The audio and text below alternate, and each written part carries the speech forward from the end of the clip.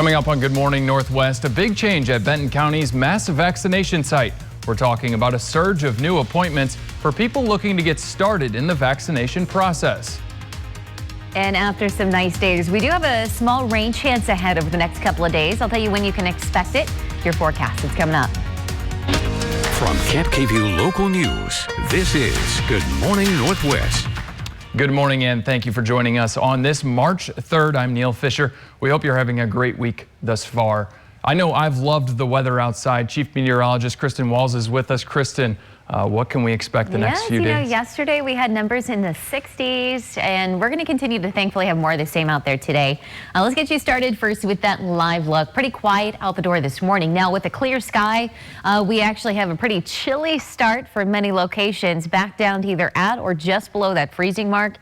So again, our temperatures right now are 30 in the Tri-Cities, 26 in Yakima, 27 there in Ellensburg, and then still above freezing there for Walla Walla and also for Pendleton. Walla Walla is one of our warmer spots at 37. So pretty quiet around the Pacific Northwest today. We're still looking at nothing but sunshine as we take you throughout your Wednesday. So your Wednesday forecast for you.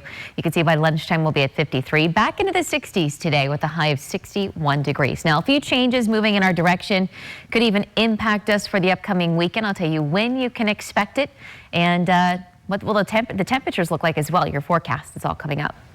Thank you, Kristin. Educators and licensed child care workers are now eligible for the COVID-19 vaccine here in Washington. Governor Inslee made this announcement just moments after President Biden said he wants every teacher to have at least one dose of the vaccine by the end of the month.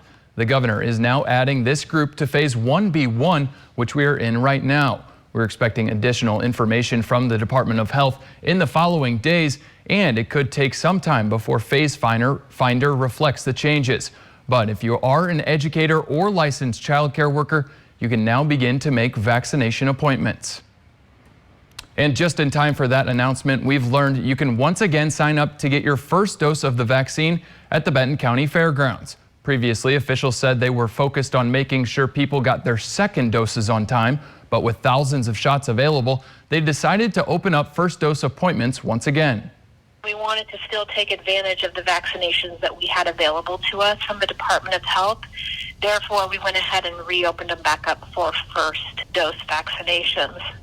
Appointments for the first and second doses are available on the PrepMod website, and we have a link to that on our website, yaktrinews.com. The CDC says as of this week, more than 50 million Americans have gotten at least one shot of coronavirus vaccine.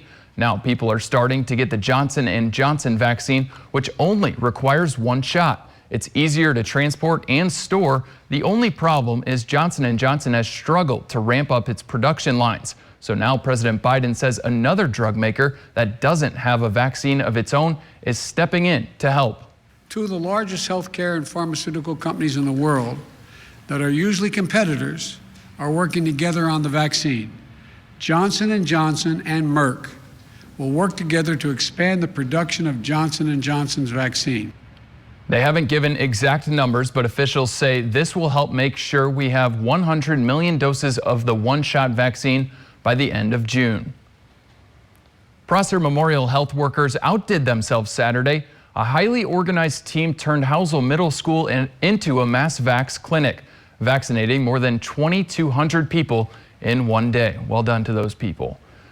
New information this morning, authorities are searching for two men charged with killing a 28-year-old in a gang-related shooting earlier this year in Sunnyside. Sunnyside police say on January 31st, 28-year-old Adrian Bueno and 41-year-old Francisco Gallardo drove by Victor Ramos's house near Roosevelt Court and 13th Street. They fired at him at least 8 times, striking and killing him. The two suspects were identified from surveillance footage taken at a nearby convenience store. Both have arrest warrants for first-degree murder. The Yakima Police Department has seen 275 collisions so far this year, and officers are asking for the public's help to get that number down. The department has put up a Facebook post asking community members to comment and tell them where they see roadways with unsafe drivers, traveling at excessive speeds, failing to stop at stop signs, or using their cell phones while driving. Officers will pick one of those areas every week for the next few months to focus on for traffic enforcement. then announce the results on social media. Students at Perry Technical Institute are building a house from the ground up and putting it up as a raffle prize to help raise money for scholarships. Students have already started work on the house, which is located on South 74th Avenue in Yakima. They expect to finish it by the end of summer. In the meantime, community members can buy a $100 raffle ticket for a chance to win the 2,500 square foot home in a drawing next January. The purpose of the project is primarily to teach students the hands-on skills and training of their program, but it also allows us to fundraise for student scholarships.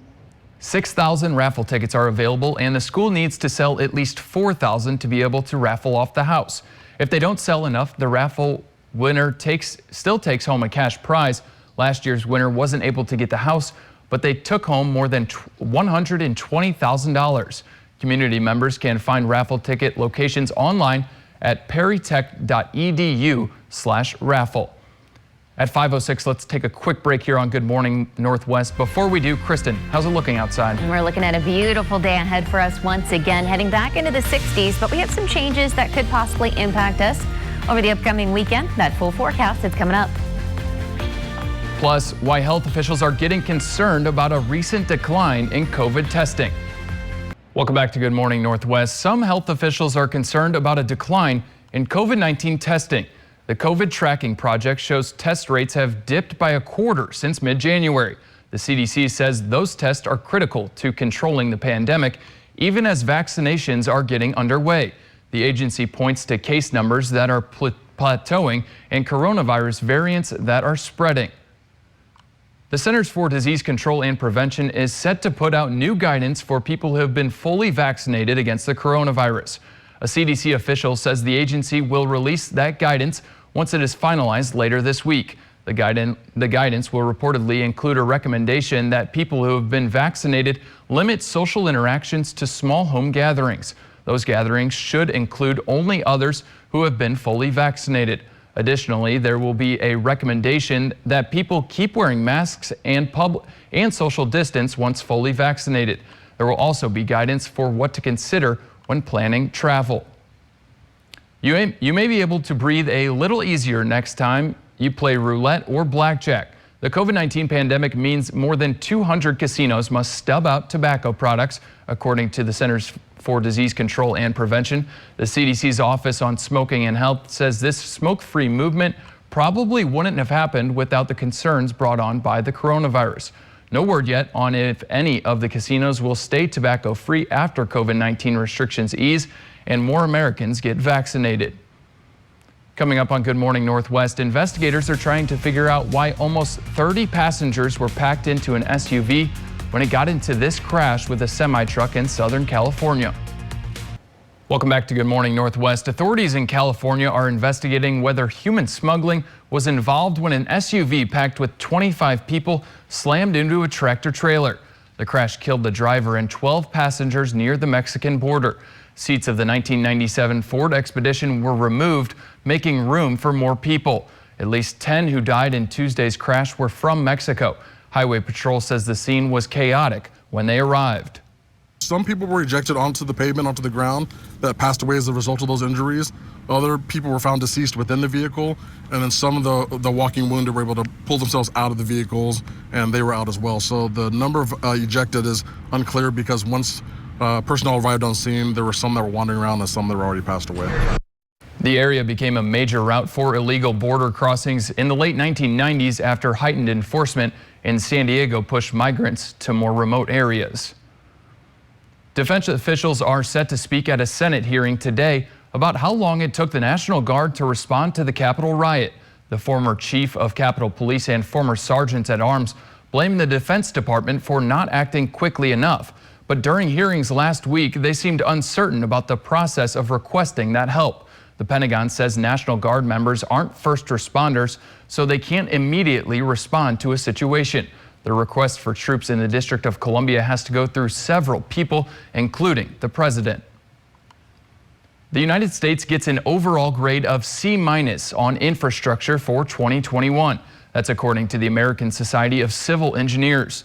The society represents civil engineers around the world and frequently advocates for increased investment in infrastructure. The C- is actually a slight improvement for America. The group says this is the first time the nation's infrastructure has scored above the D range in 2 decades. The U.S. was evaluated on 17 major categories, including aviation, roads, bridges, drinking water, energy, and schools. At the top of the class was rail, which earned the highest mark, a B. Transit, meanwhile, scored the lowest with a D-. The United States experienced record cold temperatures in February, while many other parts of the earth hit all-time highs. According to data from the NOAA's National Centers for Environmental Information, outside the U.S., record warm temperatures for February outpaced the cold records by more than 4 to 1. But in the States, more than 3,000 daily record cold temperatures, both minimum and maximum recordings, were set from February 12th to the 17th. Of these, 79 were all-time cold records. While the extent and severity of the U.S. cold snap in February was remarkable, the fact that much of the rest of the world saw higher than normal temperatures should come as no surprise. Now, Cap KVU First Alert Weather with Chief Meteorologist Kristin Walls. And thankfully, as we start the month of March, we have been getting spoiled with the beautiful weather after kind of a snowy February for part of it. But as we're giving you a live look outside right now, sunrise still very early at 6:31 this morning, sunset today at 5:46. So the overall pattern for the next couple of days is we will have more sunshine. We'll have this ridge of high pressure in place, so very quiet around the Pacific Northwest. But we will have a few changes moving in our direction for your Friday. Well, the system that'll be moving along the west coast here. And that'll give us the chance for some rain showers to possibly move in, especially later in the day on Friday. So that'll be our first change that we have in store for us over the next couple of days. Now let's get you over to temperatures as you get ready to hit the road this morning. Starting off at 30 in the Tri-Cities with 37 in Walla Walla. 32 degrees in Hermiston, and a very cold start for Yakima. You're down to about 26. Ellensburg and Cle Elum also down into the 20s at 27 degrees. Still looking at those light winds today with that ridge of high pressure in place. Most locations today should be between 5 to 10 miles per hour. And you can see just a few high clouds moving through, but a lot more sunshine, so those sunglasses will be needed once again for today. So we have a ridge of high pressure that is in place for us here locally. No rain chances around the Pacific Northwest, so not much of a change there. But as we get you over to Futurecast, there's Wednesday, there's later today into our day on Thursday. So locally, at least on Thursday, we're still going to stay dry. But it's this next system that's starting to move onto the coast that will have our chance to see maybe a stray shower or two as we head into Friday. So there's Friday afternoon with more cloud cover.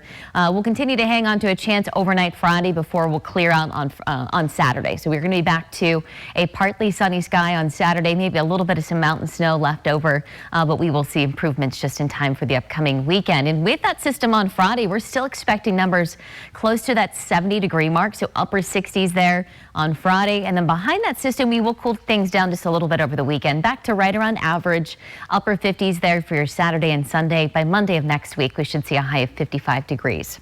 So speaking of temperatures out there for today, 53 in Ellensburg with those upper 50s for Toppenish and Yakima, jumping up to 61 in the Tri-Cities with 58 degrees in Prosser. 57 today in Dayton with those low 60s for Walla Walla and also for Pendleton. Overnight tonight, expecting a clear sky. It's going to be another chilly night, but most locations actually will stay above that freezing mark. The 37 in the Tri-Cities, 39 in Yakima, and 40 degrees for Walla Walla. So their 7-day forecast, we'll have that stray shower again on Friday and up to 68. And then keeping those numbers in the upper 50s over the weekend. We'll have some rain showers moving back in Sunday night into Monday morning, but back to a partly sunny sky there for Tuesday at 56. And then there's your 7-day forecast for Yakima. Also looking at a slight chance for maybe a few showers to pop up on Friday with 61. And then we should be back into the 50s over the weekend with another rain chance by Sunday night.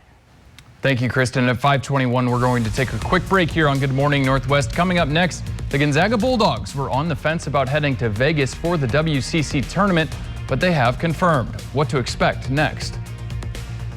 Welcome back to Good Morning Northwest. In sports, the Gonzaga Bulldogs finished their regular season over the weekend with a perfect 24-0 record. The question was, would they go to the WCC championships in Las Vegas when they really don't have anything to gain by going to it and increase the chance of someone in the program getting COVID? They are indeed headed to Vegas, and being the #1 seed, they wait for the semifinal Monday night and the final Tuesday night if they advance. Washington State University is already planning for football. The Cougs are preparing to kick off the 2021 season with 3 home games in a row starting September 4th. Apple Cup is in Seattle this year. That will be November 26th, Black Friday. Gatorade wants you to drink more of its beverage, and now it can tell you how to do it most efficiently. Meet the GX Sweat Patch. The sticker goes on your inner arm before a workout, where it measures how much sweat you produce. Then Gatorade's app tells you how much fluid and sodium you've lost and how much of its sport drink you need to consume to replenish it. You get 2 patches for $25, and you can only use them 1 time each. The good news is once you know how much you need to drink in a typical workout, you probably don't need to reinvent that wheel unless you change up your routine or environment. Kristin, what do you think about this? Well, you know, for $25, I certainly don't think it's worth it. I mean, you're going to be doing different kind of workouts. I would assume, you know, you may sweat during different times than others. Definitely. So, And depending how much fluid you already have in your system before you go work out. So, but a kind of a cool idea, I think. It is. Yeah, definitely. Coming up, Governor Jay Inslee making a big couple of changes to Washington's education system. We've got the details about what this could mean for your kids. Plus, we're talking about local venue steps to reopen and how they're planning to adjust for smaller audiences. Then at 5:26, as we're giving you that live look in downtown Yakima, very chilly start this morning. Look at how high those numbers are expected to climb this afternoon for your Wednesday. I'll have that forecast. It's all coming up.